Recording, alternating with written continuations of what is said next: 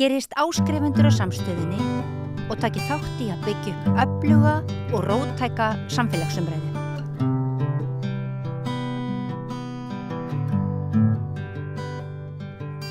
Já, komið sæl og velkomin aftur að Rauðaborðinu. Ég heiti María Lilja og er hingað komin með góða gesti með mér.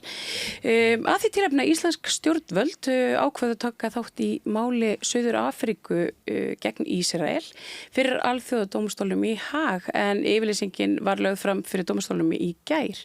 Hingað eru komin Kusai Ode, Hjálmtýr Heiðdal og Þórdís Ingadóttir, lagaprófessor. Verið þið velkomin. Kannski byrjum á þér, Þórdís, að því að þetta eru stórar fréttir, en það eru kannski ekki allir sem gera sig grein fyrir því hvaða þýðingu þetta hefur. Þessi yfirlýsing, þessi greinagerð frá Íslandi sem lögð var fram í Haag í gær. Geturðu kannski svona bara útskýrt hana svona í stuttumáli? Hvaða þýðingu hefur þetta fyrir Ísland og fyrir Gaza og fyrir alþjóðadómstólnum? Þetta hefur náttúrulega mikla þýðingu fyrir svo marga aðila og frá ólíkum sjónarhornum. Í fyrsta lagi eins og þú segir, þetta hefur þýðingu fyrir Ísland. Við erum sem smáríki hér í fyrsta sinn að taka þátt í svona meðalgöngu fyrir alþjóðadómstólnum í Haag og svona eins og Þorgerður lýsti að standa með alþjóðalögum. Svo það eitt og sér hefur náttúrulega mikið vægi og svona kannski þau verkfæri sem smáríki hafa, það er það einmitt á okkur svona vettvangi, það sem við höfum að minna vægi á hinu pólitíska. En svo er þetta alltaf bara vægi fyrir málið og auðvitað komnar 18 beiðnir meðalgöngur og fullt af lögfræði þar, en ég held að greinagerðin hafi alveg sínar áherslur sem eru mikilvæg inn í málið og mikilvæg fyrir bara fórnarlömbum allan heim að það sé ennþá verið að reyna að framfylgja alþjóðalögum. Þetta er náttúrulega líka svona í sögunni fyrir Ísland er þetta mjög áhugavert. Þetta er í fyrsta sinn sem að Ísland tekur, við gengur fram með þessum hætti. Já, þetta er fyrsta sinn sem við gerum það. Og þetta er búið að vera mjög mikið núna síðustu ár, þessi svona nýr háttur á því að ný tækifæri fyrir ríki sem standa, þessi þriðju ríki að framfylgja alþjóðalögum og þetta virkilega, möguleikin hefur alltaf verið til staðar. Þetta var náttúrulega frægt hér 66 í Suður Afríkumálunum þegar tókst ekki til og þykir nú skömm í sögu dómstólsins og hann fékk nú ekki dómsmáli í 10 ár eftir það. Það þótti svo mikið skömm að hafa ekki leyft svona utanaðkomandi aðilum að framfylgja alþjóðalögum. En svo verður þetta mjög stórt hérna í máli fyrir nokkrum árum 22 Úkraínu gegn Rússlandi. Þar biðja 33 ríki meðalgöngu, þess að svo kallar meðalgöngu. Og 32 fá hana og það var stór hluti að þeirri málsmeðferð var þessi innkoma þessara ríkja. Ísland var ekki þar og ég var mjög hissa því á sínu tíma. Við erum með annað mál í millitíðinni, Gambía gegn Myanmar. Þar eru 11 ríki með meðalgöngu. Inn í rauninni standa 57 ríki á bakvið Gambíu, samtök múslimaríki eru þar á bakvið, svo það eru rauninni tæp 70 ríki. Svo þetta er svona, Ísland þarna er að taka svolítið þátt í þessari þróun. Og hvað varandi þennan dómstól sérstaklega, allir kunna nú í íslensku sögunni þegar Íslandi var stemt fyrir þennan dómstól í fiskveiðimálunum og stríðinu við Breta og þá var náttúrulega mál gegn okkur, en við tókum ekki þátt, við mættum ekki. Einu Íslendingarnir í salnum voru blaðamenn og svo að það var okkar aðkoma að þeim dómstól. En núna í síðasta mánuði var Ísland að viðurkenna almenna lögsögu þess dómstól og það er náttúrulega líka risafrétt. Það er aftur, utanríkisráðherra segir það sé bara svona ein birtingamöndi því að styðja við alþjóðalög, við ætlum að standa með alþjóðalögum og að útkljá deilur þar, eigi að vera þar. Ísland tók þátt líka í fyrra sumar, þá var stórt ráðgefandi álit hjá dómstólnum, varðandi Gaza, varðandi það að meina mannúðaraðstoðin og svæðið, varðandi brot og friðhelgi stofnana Sameinuðu þjóðanna þar var Ísland í fyrsta sinn með svona sjálfstæða greinagerð inn í málið, en núna erum við Ísland að fara inn í milliríkjamál í fyrsta sinn með svona meðalgöngu aðild. Svo þetta svona, já, þyrluflugja þeirri þróun. Og þetta kemur út frá þessu hörmulega mannarástandi sem hefur verið á Gaza. Við höfum talað hér svo allt og oft við þetta borð. Ástandið á Gaza en hefur núna undanfarið frá því að svona hið meinta vopnahlé komst á, hefur lítið verið í almennri umræðu. Getur þú kannski sagt mér aðeins svona, hver staðan á Gaza, hver staðan á Vesturbakkanum, hvað er að gerast í Palestínu núna?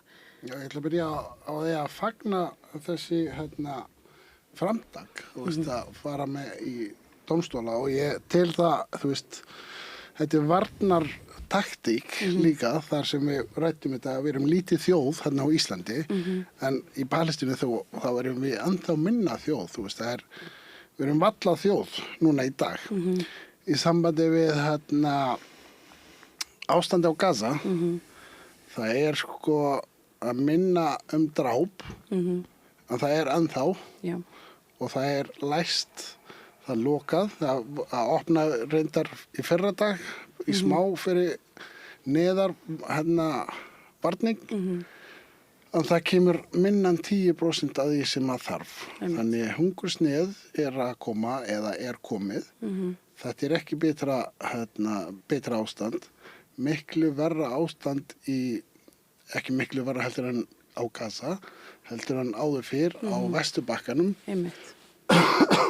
Landtökuræningar ganga þarna lausir vopnaðir og það er að vera vopn, eða selja eða gefa meira og meira vopn. Bara í febrúar það er 3 þorp og síðast, þriðja þorpi var í gær að bakka saman og flýtja annað af því að það er svo mikið áreiti og dráp frá landræninga og ísraelska herinn og það er 3 þorp sem eru dæmt núna bara innan við mánuð fyrir utan allt sem er að gerast. Það eru í síðustu viku það voru 6 drefnir af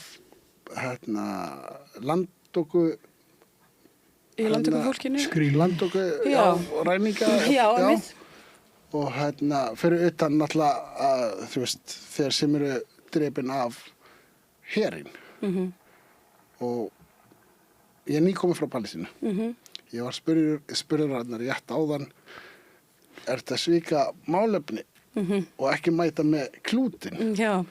Og ég sagði að ég væri í refsingu. Í rauninni er ég svona í sjálfrefsingu. Ég var í Palestínu í 8 mánuði. Ég gat ekki einu sinni farið í klútin minn. Akkur ekki? Ég bara má það ekki. Það er bara hættulegt. Ég því bara annarkvort skotin eða handtekinn. Og mér finnst það ennþá svona smá hræsni að ég gat ekki staðið fyrir mitt þar. Þannig ég í smá pásu út af því. Ég skil það bara mjög vel. Þetta hljóta að vera mjög flóknar tilfinningar að koma heim til Íslands frá heima í Palestínu. Einhvern veginn á meðan að allt þetta er í gangi. Þetta er, ég get sagt þér það, ykkur það, að þetta er erfiðara að koma núna eftir 8 mánuði, eftir ég kom fyrst til Íslands. Það er miklu erfiðara að skilja við fólki núna. Ástandi er bara langt frá því að vera í lagi. Og það er auðvitað, ekki bara ástandið þarna, það hefur aldrei undið upp á sig, hvað ég var að segja, þessi þetta innrásarstríð í Ísrael gegn Palestínu, það hefur nú svona færst víðar. Það er Íran og Líbanon og það er margt þarna undir og einmitt að mjög mikilvægt að alþjóðalögin séu virt en eru þau endilega virt?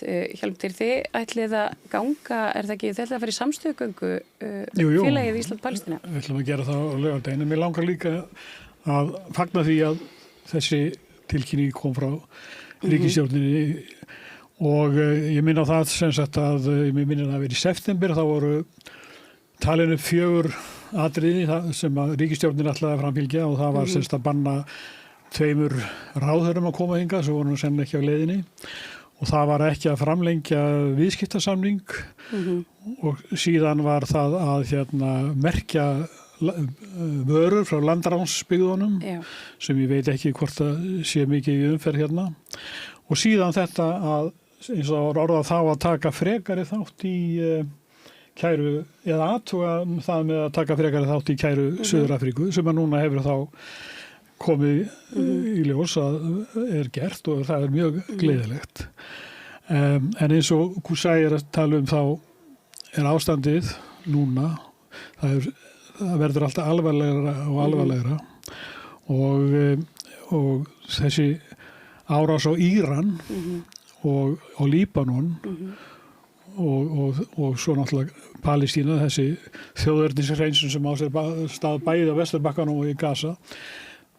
Við sjáum hvernig Ísrael með stuðningi Bandaríkjanna virkar og við á laugardaginn erum að mótmæla, við segjum nei við þessum öflum, þessum árásaröflum sem engu eira og ég held að menn getur nú farið að hugsa alvarlega að þessi hugmynd sem kallast Stór Ísrael að þetta virkar allt sem liður í því og eins og ráðamenn í Ísrael tala, þeir segja þetta alveg opinskátt og þessi öfl í Bandaríkjunum og í Ísrael þau líta ekki á alþjóðasamninga eða aðra sáttmála sem hafa mikið gildi fyrir þjóð eins og Ísland að þeir líti ekki á það sem að það hafi nokkuð að segja í þeirra málum, þeir eru bara stikkfrí og þess vegna held ég að þetta skref sem að ríkisstjórnin tekur núna, það er mjög mikilvægt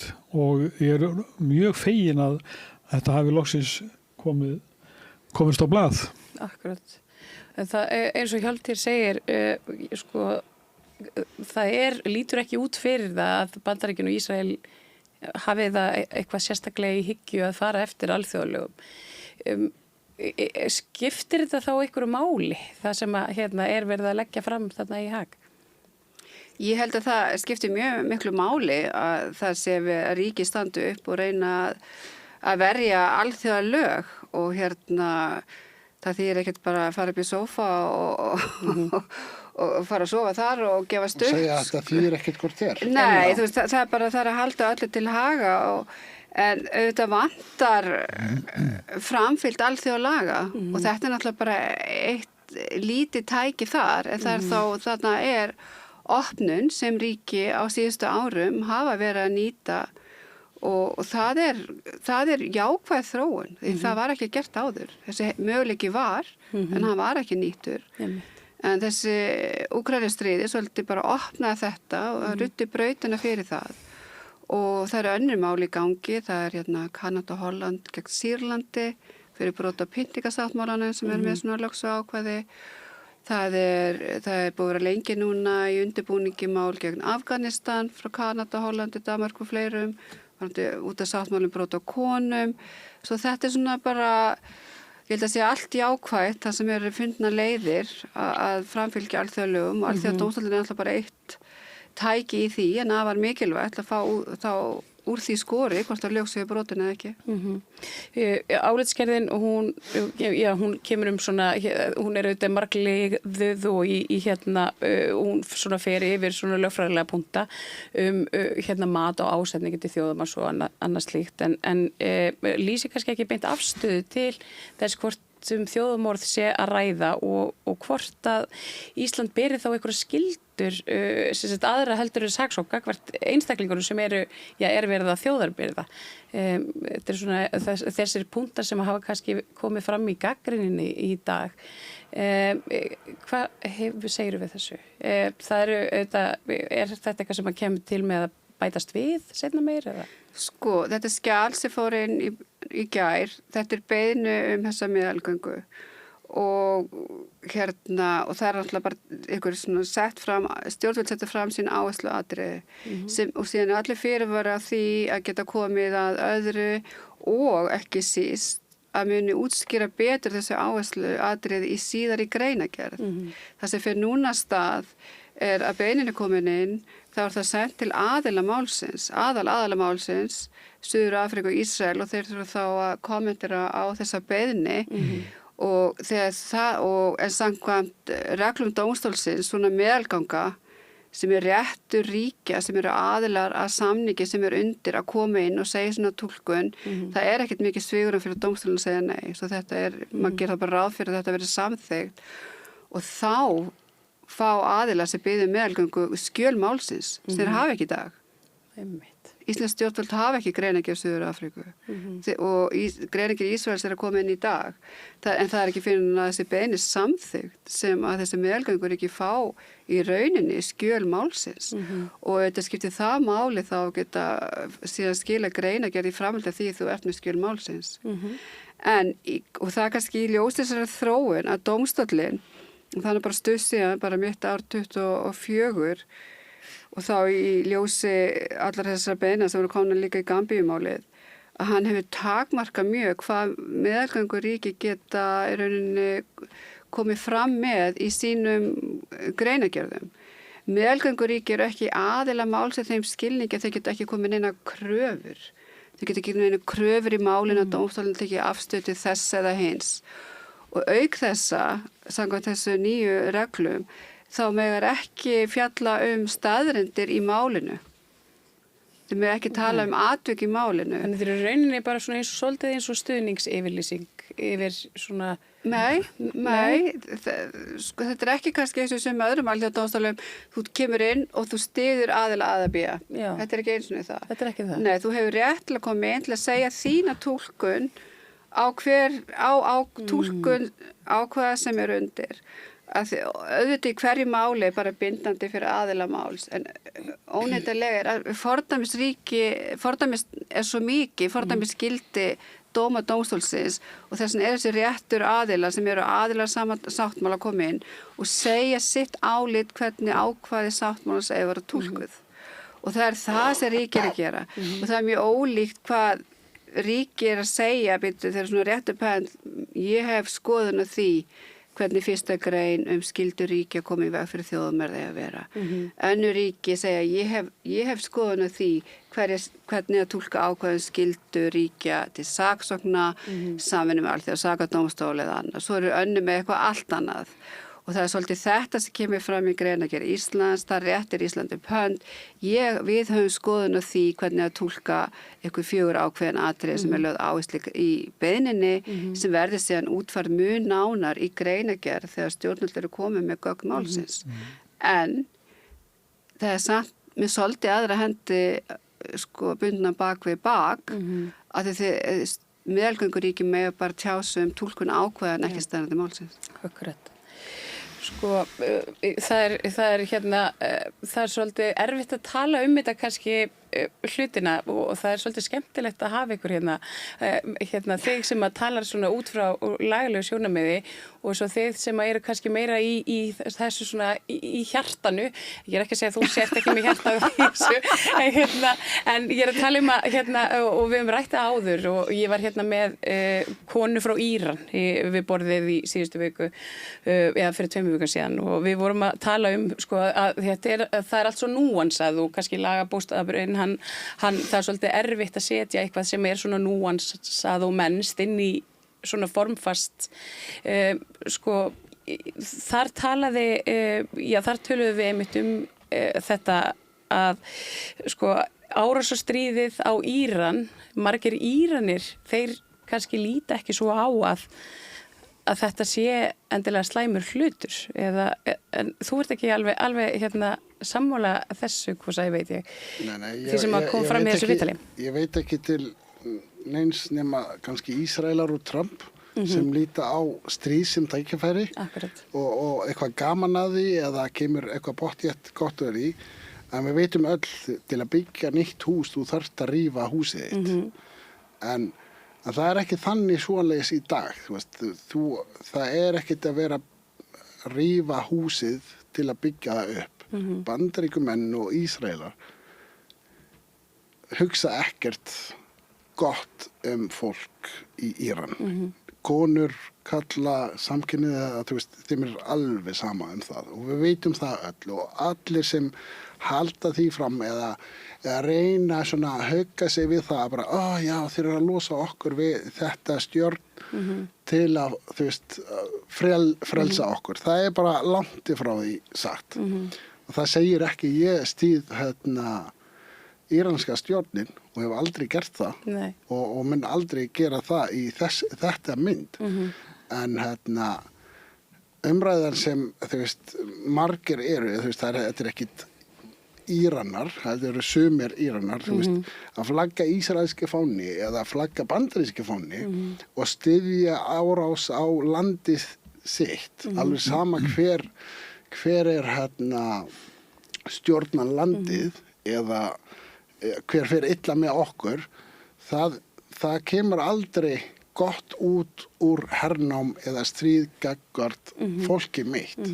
Ég býð ekki djöfullinn heim til að losa mig við vonda maka.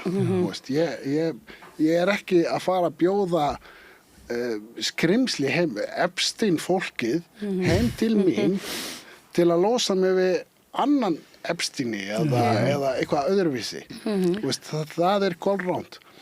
En sumir hugsa svona, alltaf greið þið, en að blanda, þú veist, að blanda Palestínu, blanda samstöðu fólkið með, að þú veist, sem Ertu að meina að þetta svona grafi undan samstöðunni með Palestínu að fagna því að Ísrael og Bandaríkin hafi ráðist inn í Íran?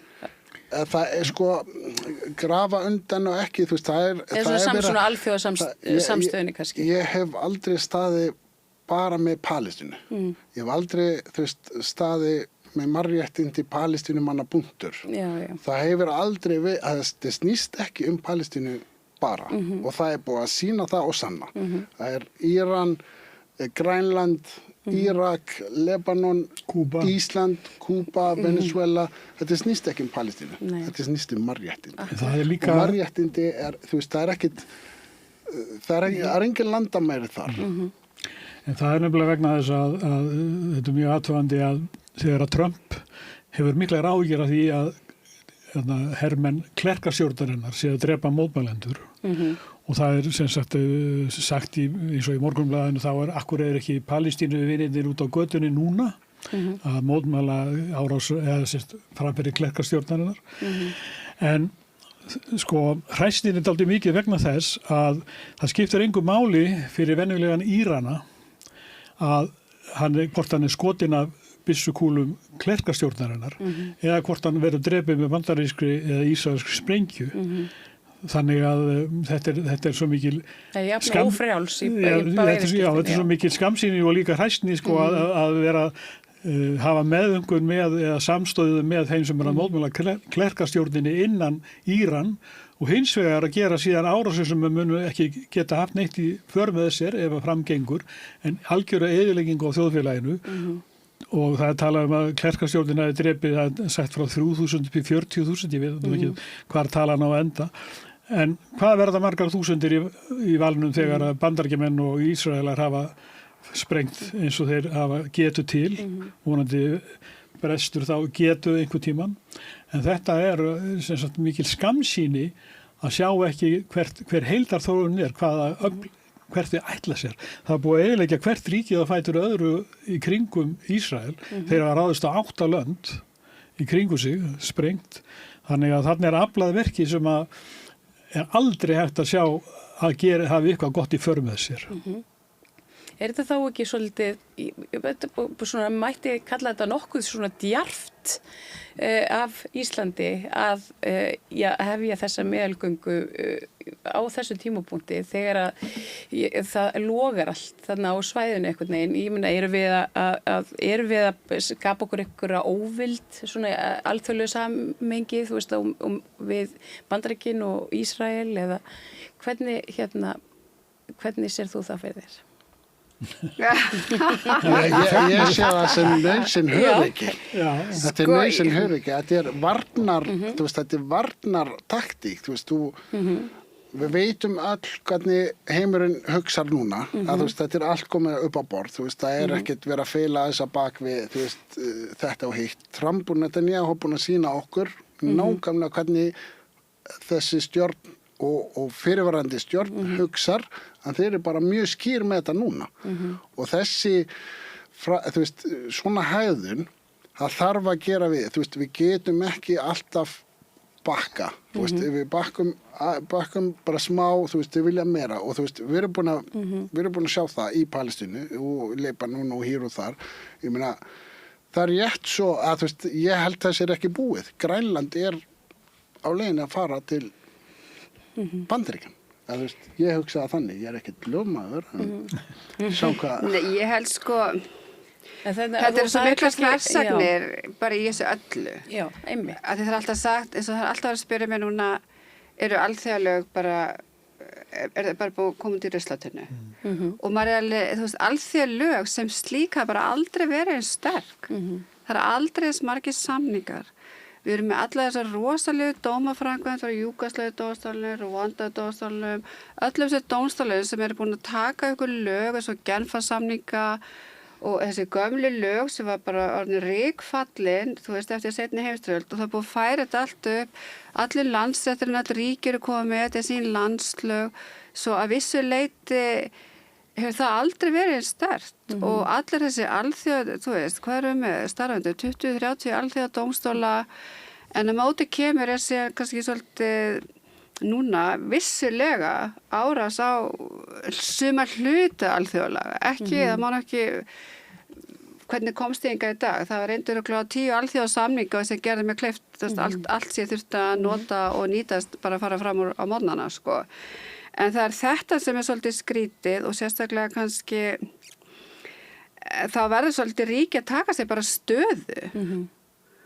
Það verður bara að taka stöðu með alþjóðalögum og ég held að mörg ríki bara undanfarið, þú veist, þau eru bara komin í miðja á með það, með ákveðin réttindi, með ákveðin hluta alþjóðalaga og þá verða þeir bara standa með því og vissilega kannski hugsa að ég geti bara kannski svo smáríki orðið næst og hérna ég vil bara standa, þú veist, með mínu kollegum þar og Ísland enn og í mannréttindaráði Sameinuðu þjóðanna. Þú veist, við erum að gefa út að við ætlum að taka stöðu og við höfum verið að taka stöðu þar erfið mál sem kannski voru erfiðar en enn erfiðari í dag, hugsið ykkur. Við erum með 4 áherslumál í mannréttindaráðinu og sínum tíma í Evrópuráðinu þegar við vorum með forsæti þar. Það eru umhverfismál, konur, börn, samkynhneigðir. Þetta er orðin bara, sko, má ekki nefna þessi orð og nöfn í dag og ykkur álagtinni þar sem það er að berjast fyrir sem voru sjálfstæðir fyrir ykkur árum. Þar eru að taka okkur stöðu. Við höfum oft tekið stöðu gegnum tíðina. Bara henni í gamla daga með aðskilnaðarstefnu í Suður Afríku þegar var að fara ályktanir gegnum allsherjarþingið. Íslands greiddi atkvæða með því þegar öll Norðurlöndin sátu hjá. Við tókum stöðu. Þú veist, það er alveg til dæmi og stundum höfum við ekki tekið stöðu. Það er alveg til fullt að dæmi það líka. Og minna okkur bauðst að vera stofnaðali Sameinuðu þjóðanna, minnsta ríki þá yrði aðili. Við afþakkuðum það. Að það var gert skilyrði að við myndum afturvirt segja, stríða hættu þjóðverðum og við neituðum því og með öllríkjunum. Við neituðum því, það var bara að risa umræður í þingi, frábært tækifæri að vera stofnarinn. Nei, við ætlum bara að taka stöðu. Við erum að taka stöðu með Grænlandi. Kannski að þetta gera það miklu fyrr. Þú veist, þetta er bara, og ég held bara öll ríki eru svolítið að, þú veist, diplomati hefur alltaf verið svolítið hæg, ég get sagt þetta sem fræðumar okkur finnst það. En þú veist, fólk þarf bara að geta tekið svolítið stöðu í dag og standa með því. En vissilega með eins og með sko árás og annað ríki, við erum að tala um alþjóðadómstóla, þar er ekki lögsaga. Þess vegna erum við alltaf að tala um það er engin viðurlög, fólk er kannski það sem að almenningur vill einhvern veginn svona svolítið sjá eitthvað fangelsaðan. Sko framfylgt alþjóðlega er hjá ríkjum og það er svo gott að hafa því miður, höfum við núna allir þessi fordæmi. Þú veist, hvað margar þvingunar aðgerðir gegn sko Rússlandi? Þú veist, það er beitt, allt sem er til í verkfærabásinu er notað, en þar kemur líka akkelsætt alþjóða dómstólakerfis eins og svo vel í þýmáli og Írakstríðin á sínum tíma, að það er ekki það er ekki sáttmáli Sameinuðu þjóðanna er ekki með skuldmyndan lögsögu. Akkurat. Þú veist, eins og í Bosníumálunum og núna í Úkrænumálunum, það er aldrei verið að dæmi það árás Rússlands á Úkraínu. Það ekki lögsaga.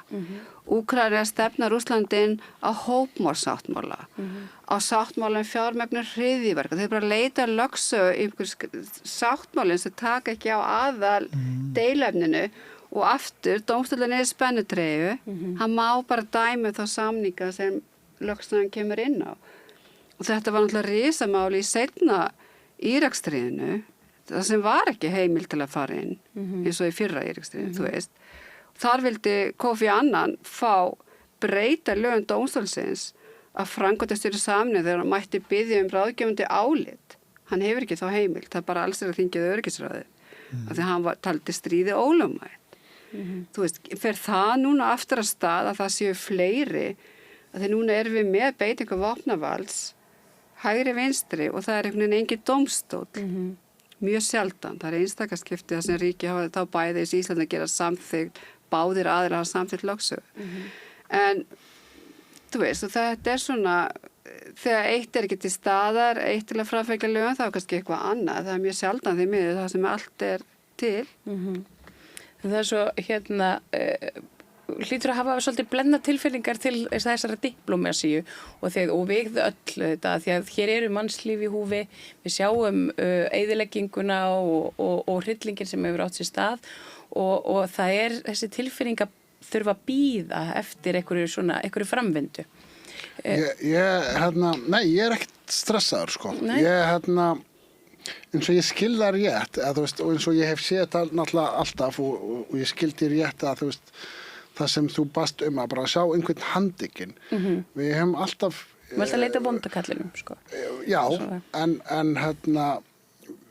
ég held ég vil ekki sjá svona heimslögreglan, af því Bandaríkin heimslögreglan og við sjáum hvernig það virkar og þú veist hvernig þau gera. Ég vil ekki sjá svoleiðis. Ég vil sjá samstöðu landana. Ég vil sjá að, þú veist, Ísland alveg eins lítil og það og spátn eins stórt og öflugt eða eitthvað svona, sjá eitthvað ránt, segja bara nei, þetta ránt, við förum gegn því. Veist, það þarf ekki að bíða í 2,5 ár til að fara með, þú veist, í kæruna. Það þarf ekki að bíða í 2,5 ár af þjóðarmorði, meina ég, og 77 ár af hernámi til að segja þetta hernám, það á að stoppa. Þetta ofbeldi, þú veist, við erum að sjá hluti og segja það eins og það og vinna gegn því og saman þá. En við erum ekkert að bíða og setjast og bíða og sjá hvað hini gera eða fara og kæra þetta og kannski eftir 20 ár hafa verið sagt að bara, þetta var vitlaust. Gera þetta svona afturvirkt eins og oft gert. Já, ég meina Ísland, ég fagna því þetta, þú veist, sem gerist í dag, en tökum spátn á þessu. Já, bara förum, þú veist, gerum það rétta. Veist, við verðum að hreyfa okkur. Ég veit ekki, hefur þú kynnt þér hvernig haghópurinn vinnur? Þessi samtök ríkja sem eru að vinna skils mér af því að setja einhver aðgerðir í gang gagnvart Ísrael. Nei. Það mjög fróðlegt að fylgjast með því sko að þarna komið slatta ríkjum sem að taka afstöðu og mér finnst að Ísland ætti algjörlega heima í þeim hópi og það kannski ein hreyfingin sem í gangi og gæti leitt til þess að einhverjar framfæri verða í þessum málum. En það náttúrulega, sko, þegar að Suður-Afríka fór fyrst með málið, þarna framfyrir Alþjóðadómstólinn, þá heyrði maður fólk sem að erlenda aðila sem höfðu lengi verið að fjalla Palestínumálið, þeir höfðu enga trú á því að dómstóllinn myndi, þeir voru að tala að það kannski nást 7 atkvæði til þess að Suður-Afríka gæti haldið áfram með sitt mál. Kannski 8, ekki 15 í... Jú. En það endar með því að það sko allir gegn einum sem náttúrulega kom bara... Í bráðabirgðaúrskurðunum. Já, sem kom bara mjög óvart. Og það náttúrulega viðbrögð Ísraels náttúrulega þannig að við þekkjum þau öll að það þeir koma bara með einhver rögg á móti að þetta sé náttúrulega hafi ekkert gildi. En Alþjóðadómstóllinn kvað upp úrskurð í mann ekki hvenar það að hernámið væri ólöglegt. Ísrael bæri að yfirgefa herteknusvæðin og borga skaðabætur, skila hlutum og þetta úrskurður sem komin fram. Er ekki í þeim úrskurði sem skildar einhverja til þess að þó að vera ekki nema að reyna að setja einhverjar þvinganir á Ísrael? Sko, þetta ég ætla að koma fyrst að þessu og svo ætla ég að koma inn á saksóknir og vilt fá okkur handtekinn. Bara ekki. Sko, þetta ráðgefandi álit frá sumari 2024. Sem ég var að nefna. Já, sem þú ert að nefna. Þetta ráðgefandi álit varðandi aðgerðir Ísraels bara á öllum herrendisvæðunum og þetta kemur og það tekur ekki inn í stríðið. Þeir taka það fram í þessum úrskurði sko. Og eins og nýjasta. Og þetta er ráðgefandi álit sem segir þá að þetta er ekki dómur bindandi en þetta er ekki aðila mál, þetta er ráðgefandi álit en sem segir samt mjög skýrt og ítarlegt en álit og með ekki flestum atkvæðum, 13 og allt þetta, atkvæða 15 og fyrir mjög ítarlega yfir, hernámið sem slíkt er ólögmætt, grundvallarbrot á mannréttindasáttmálum, grundvallarbrot á lögum hernám og mannúðarlögum og annað, svo fara í lokin hver eru skuldbindingar Ísraels, hver eru skuldbindingar Þriðja og svo framvegis. Þetta fer síðan og meðal annars krafa skaðabætur, þetta fer fyrir allsherjarþingið og þar er þetta allt samþykkt þar, meðal annars af Íslandi og eins og segir, meðal annars kallað á og setta stopp þá að taka við beiðnum varðandi tjón og annað. Það var reyndar strax 20 árum áður í fyrra ráðgefandi álit byggingu múrs. Þá var sett að stað svona tjónaskrá, ég man ekki hvað var 7-10 beiðnir eða skráningar komið þar. Svo það er að malla þar, sko. En auðvitað með þetta álit, ég veit það ekki, en maður myndi ætla að það hefði kannski einhverja þýðingin í þetta mál. Og kemur óbeint inn á það, við erum ekkert að fjalla það í okkar, við getum það ekki okkar meðalgöngu, en bara sem lagfræðingur og fræðir mér á því sviði, þá mun auðvitað verða að vísa mikið til aðstæðna held yfir höfuð þegar að skoða ástand, vulnerable group og allt það, þau munu nota þá náttúrulega við fyrri nýlega álýsin varandi það og varandi áhuga þinn að fá okkur handtekinn. Já, mér langar bara einhver taki bara svona í bremsun og stoppi, það sem er augljóslega bara ekki í lagi. Þetta er svolítið erfitt, það er alltaf svo mikla væntingar til dómstóla, hvort sem það ekki hérlend innanlands eða alþjóð. Dómstóla stöðva ekki stríð, það er bara þannig. Og þetta er það sem tekur langan tíma. En þeir kannski gefa svona þjóðhöfðingjum tæki til þess að stöðastríð og þess vegna spyr maður sér Þjóðhöfðinga ekki þurfa að bíða eftir dómstól. Nei, og sjálfsögur ekki. Þjóðarmál. Svo er það annað, en ég meina ef þeir vilja endilega bíða eftir því þá... Einhver að dreipa börn þarna, þú stoppar það áður en þú fer bara að byrja ég skal kæra þig. 100%. Þú fer ekki þangað, það á ekki að bíða eftir dómstóla. Það er alveg rétt. En dómstóla og allt það, það er rosalega stort, það segir mikið,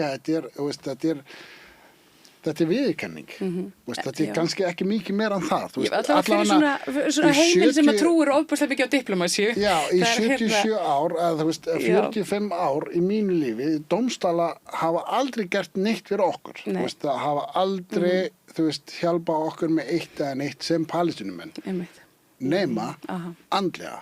Og svona stuðnings þetta þýðir mjög mikið en það stoppa aldrei handtöku eða dráp eða bygging múri það gerði ekki neitt svona sem maður fann til en þegar morðinginn er dæmdur þó að sé hann gengur laus og það getur engin handtekið í honum það veit að fólk af honum Íslandingar, Bandaríkjamenn, þeir sjá hver sekur þarna og þá samstaðan verður, meiri og þá gerist eitthvað. Þannig að þetta er meira svona, ég ætla ekki að gera lítil úr því og segja táknrænt, en þetta svona mikið þannig, þú veist, þetta að benda á þessi sem sekur. Akkurat. Og ég held sko, það náttúrulega bara gjörbreyting á síðustu 20 árum. Við erum með alþjóðlega sakadómstól, það annar dómstól hann í Haag, sem hann rétt hjá, sem við erum að tala hérna alþjóða dómstólinn í Haag, varandi ábyrgð ríkja, en svo hinn dómstólinn sem fór á stofn 98, alþjóðlegu sakadómstól, sem á að saksækja einstaklinga, sem alveg aðskilið frá ábyrgð ríkja, þá ekkert að hafa áhrif á hvort annað. Og hérna, hann náttúrulega í gangi, og hann með mál Palestínu. Hann búinn að gefa út handtökuskipanir og Netanyahu og Hamas-liða og annað. Og hann búinn að gefa út handtökuskipun á Putin en hann með 20 mál í gangi og það var svo mikla væntingar að hann tæki svolítið bara þessa ábyrgð. Svona eins og kannski Júgóslavíudómstóllinn gera sínu tíma á Rúanda, það var bara allt þessi apparat. Þú veist, þeir gáttu að tekið 100-200 máli, en hérna að taka kannski 5 einstaklinga í hverjum svæðið, þú veist, að þeir með svo allt undir. Og þar bara nýkomið fyrirvændi forseti Filippseyja og þú veist, það bara allt í gangi þar að vera að handtaka fólk, en auðvitað mjög mikið að handtaka það sem ekki við tekist að handtaka fólk. En þetta ákveðin skilabóð, þetta bylting í alþjóðarétti. Þeir sem stóru glæpamennin, þeir að fylgjast með handtökum, þeir að athuga hverjir að fara í læknismeðferð eða golf og leiða sína til Trumps og svona, þú veist, þeir komast ekki bara beint eins og þeir vildu. Nei, þeir þurfa að fara yfir svona þvert yfir hálfan knöttinni. En svo líka, svo má ekki líka einhvern veginn hengja sig á alþjóða sakadómstólana. Þú sér bara eins og hjá alþjóða sakadómstólana sem búin að vera 20 ára og ég man ekki tæplega 100 ákærur. Það ein hópmorð. Það ekki verið að segja að það sé ekki hópmorð eins staðar.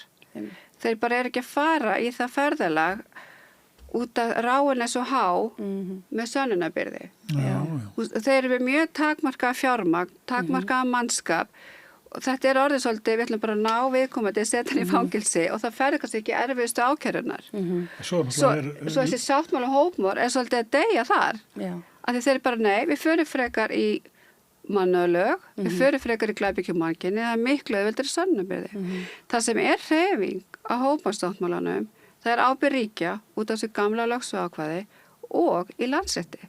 Það bara núna talsvert mikið af nýlegum dómum, eins og í Þýskalandi og bara nokkrum mánuðum í Svíþjóð, það sem verið að saksækja, það sem verið að dæma fyrir hópmorð og þessi mál, og við vísum nú eitt í greinargerðinni, þau farin að hafa líka fordæmisgildi. Hvernig á að túlka sáttmálan?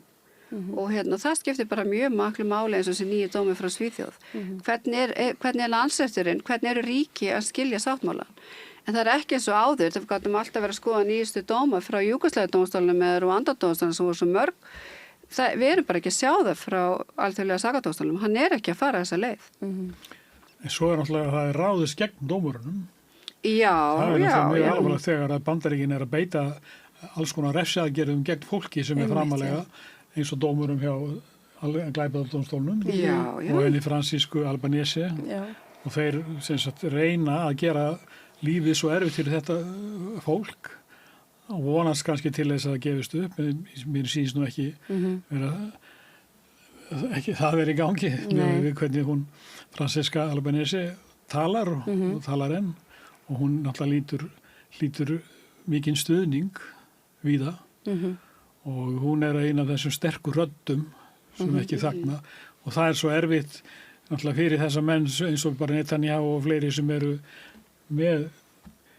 eftirlýstir að þeir reyna að lama þessa andstöðu með þeim ráðum sem að hafa og það náttúrulega kemur betur og betur í ljós hvar réttlætið en hvernig því framfylgt, það það eins og við erum að tala um. Já. En þetta sýnir náttúrulega bara kannski líka sjálfstæði þessa dómstóla. Já. Þeir hefur ekki tekist að ráðast gegn þeim á annan hátt, svo það fari í þessar refsaðgerðir gegn dómarinu sjálfum. Gamla daga var bara að fara í það að blokkara fjármagn eða fara í aðildarríkja samninga vera einhvern veginn og það er bara ekki, þetta er orðið það sjálfstæðir stofnanir að það er ekki hægt. Svo við erum að sjá það, eins og segir, refsaðgerð frá Bandaríkjunum, það var náttúrulega líka í fyrri tíð Trumps, þegar það var.